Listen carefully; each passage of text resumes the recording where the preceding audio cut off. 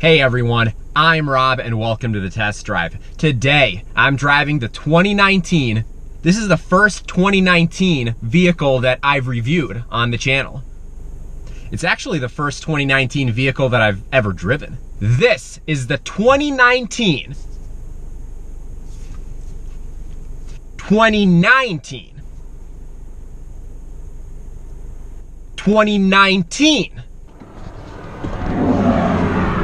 This is the 2019 Jeep Cherokee. Hit it.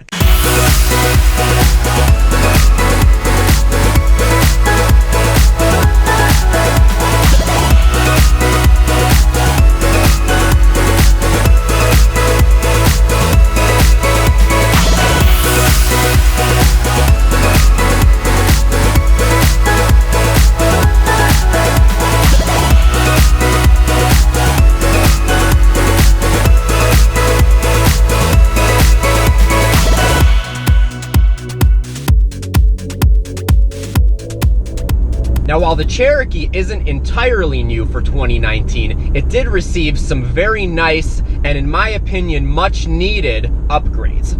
So in this video, I'm gonna share everything with you that you need to know about the 2019 Jeep Cherokee. Now, I originally saw this small SUV at the North American International Auto Show in Detroit a couple of months ago, and I'm very excited to be able to take this one on the road today so I can show you everything there is to see about the 2019 Cherokee. So we're gonna start with the exterior of the 2019 Cherokee because that's really where people are gonna notice the most differences. The front end looks significantly different. It's a very nice facelift, and I really like what FCA did with this. One of the concerns with the pre-facelifted Cherokee was that it kind of alienated some buyers because of how radically different the front end was from every other SUV on the market, with that dual headlight design, and then you had the fog lights. It was kind of like you had 3 different lights on each side of the front, and while some people really liked it, and it was certainly different and definitely stood out and looked like a very rugged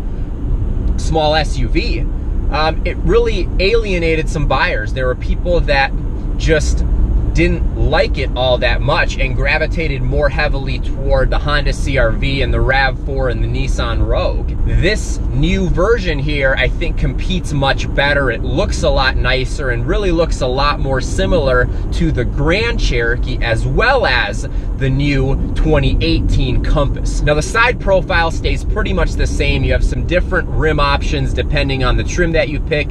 The one that I'm driving is the Latitude Plus, which is a step above the base model. This has some pretty good looking 17-inch rims. And then the rear also has some changes for 2019. The tail lights have been refreshed and the exhaust tips have also been refreshed. And then the license plate was actually moved from the bumper to the hatch. Now, there are several different trims available for the 2019 Cherokee. It starts with the Latitude at the base level, where previously it was the Sport, and the Latitude was a slightly upgraded version. Then you have the Latitude Plus that I'm driving. After that, it goes to the Limited and the Trailhawk, and at the top, you have the Trailhawk Elite or the Overland, depending on what you're looking for. The Overland is more of a plush, really focused on luxury version of the Cherokee, and then the Trailhawk Elite is also a very luxurious SUV, but is more focused to off-roading and looks more rugged than the Overland does. Now, getting to the interior of the 2019 Cherokee, I really like the look and feel inside of this small SUV. Now, the seating surfaces are gonna vary depending on what trim level you're driving. If you're at a base level Latitude, you're gonna have cloth bucket seats. If you are in the Latitude Plus that I'm driving, you're going to have a mostly soft vinyl seat with these kind of cloth inserts here. And actually, for what this is, I really like it. It is very comfortable in here in the one that I'm driving. And then in the higher level trims, you can get full leather and really have the top of the line luxury offering for the 2019 Cherokee. But even in the Latitude Plus that I'm driving, which there are a lot of Cherokees at this level out there, and I have to say, it really is comfortable in here. And the surfaces in here are pretty high quality. It's mostly soft touch surfaces. You do have some hard plastic, but there isn't a lot of it. And overall, this certainly does not feel like a cheap interior. I really like the way that it was designed. It really looks good in here. Now, this small SUV also has a decent amount of room. You have a pretty good amount of room in the front, and there is a nice amount of space in between the driver and the front passenger. The back seat also has a decent amount of room as well. I'm 6 feet tall, and I was able to sit behind myself without any issues. I had a decent amount of room back there. And then the trunk is a pretty good size for a small SUV. So overall, the space inside of this Cherokee was really laid out well. And again, there's nothing really different in that regard from the 2018 to the 2019 Jeep Cherokee. You can also get a dual pane panoramic moonroof in the 2019 Cherokee. The one that I'm driving doesn't have it, but that is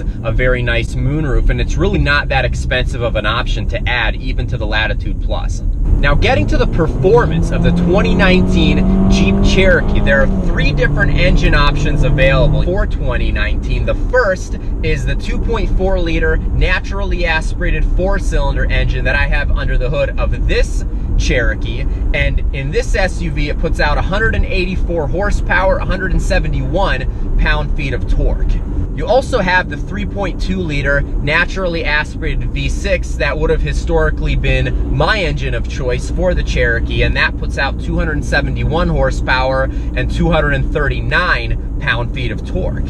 And then for the first time that I'm seeing in a Jeep vehicle, there is a 2-liter turbocharged 4-cylinder, and that puts out 270 horsepower and 295 pound-feet of torque. So that's in a very interesting position because it puts out about the same horsepower as a naturally aspirated 6-cylinder, but then it puts out significantly more torque, up to 295 from the 239 that you get in the V6. And I have to say that either of those options would be significantly better than the base 4-cylinder. I mean, not that this 4-cylinder is bad. Once you get up to speed, it feels fine. It just takes a significant amount of time to get up to a high speed. Now, as you might imagine, the naturally aspirated 4-cylinder does get the best fuel economy. It gets 23 miles per gallon in the city, 31 on the highway if you pair it with front-wheel drive. If you pair it with 4-wheel drive, then it goes down a little bit, 29 on the highway. That said, it's only about $1,700 to upgrade to the V6, so that would certainly be my engine of choice apart from the 2-liter 4-cylinder turbocharged engine. From talking to the people that have driven the 4-cylinder, it seems like the performance is on par with the V6, but you do have that lower end torque. Now, the 295 number,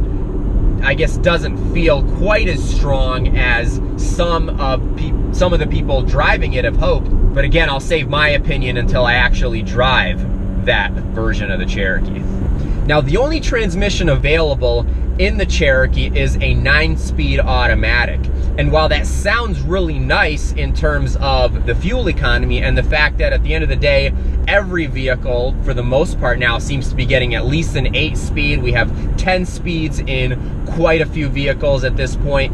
So the 9-speed seems like it would be a pretty good option. But at the end of the day, at least with this 4-cylinder engine, you don't spend a lot of time in 9th gear because it just doesn't have the power with this naturally aspirated 4-cylinder to really move the vehicle at all in 9th gear. It's going to spend a lot of time in 7th and 6th. I mean, sometimes in 8th, but a lot of the time is going to be in 6th and 7th gear. So you're not going to quite take advantage of that 9th gear unless perhaps you have the V6 or maybe the turbocharged 4-cylinder.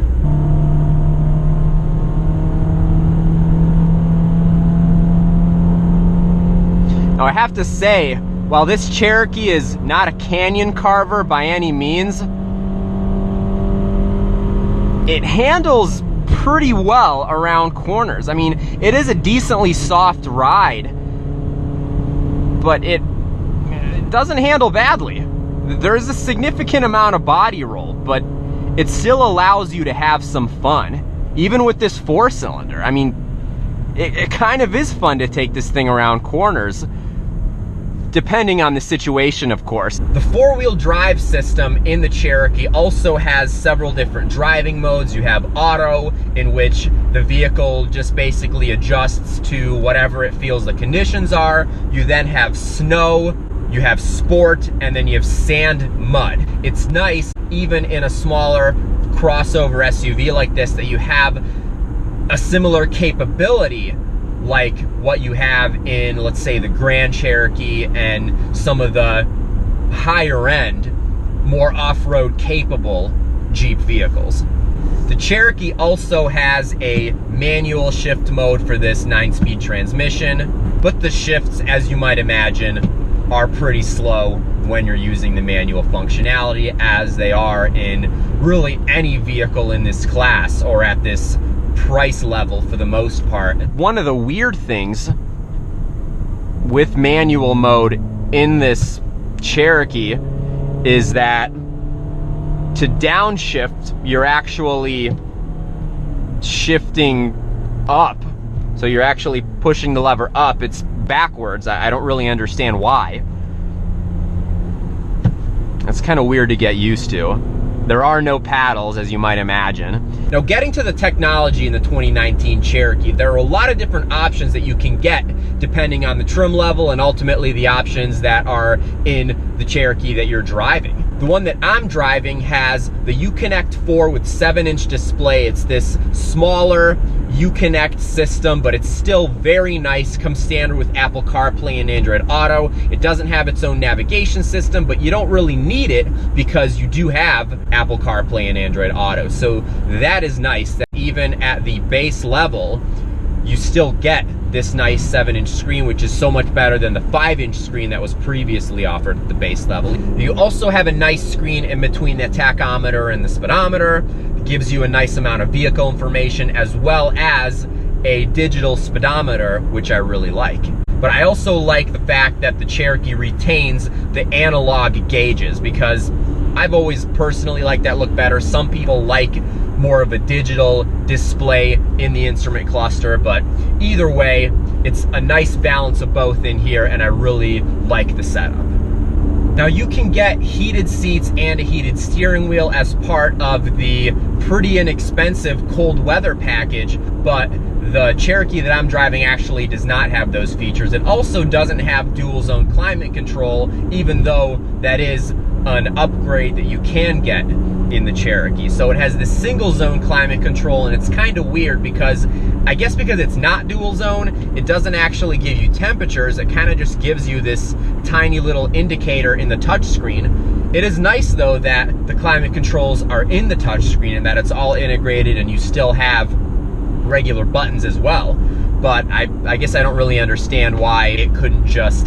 have an actual temperature setting instead of this just really weird, tiny blue to red little indicator on the touchscreen. So I have to say, at the end of the day, I really like what FCA has done with the 2019 Cherokee. I think it was a good move to make the changes that they did. I do think it's going to sell better than the pre-facelifted version. Only time will tell if that actually is the case, but I think this is a really good option in that small SUV crossover segment. And at this level, you're getting an SUV that is extremely capable and has off-roading ability and can give you the ability to do things that you wouldn't get to do in a lot of the vehicles that this competes against. So I hope you enjoyed this review. I'm Rob, this is the test drive. If you like this video, please give it a thumbs up. Please leave me a comment, let me know what you think about the video and this SUV and what this competes against. And please subscribe to my channel if you'd like. It does help me make more videos. It also makes you eligible for all the giveaways that we have going on. We always have a giveaway going on, so see the description below for more info. And thanks again for taking this test drive with me. I'll talk to you soon.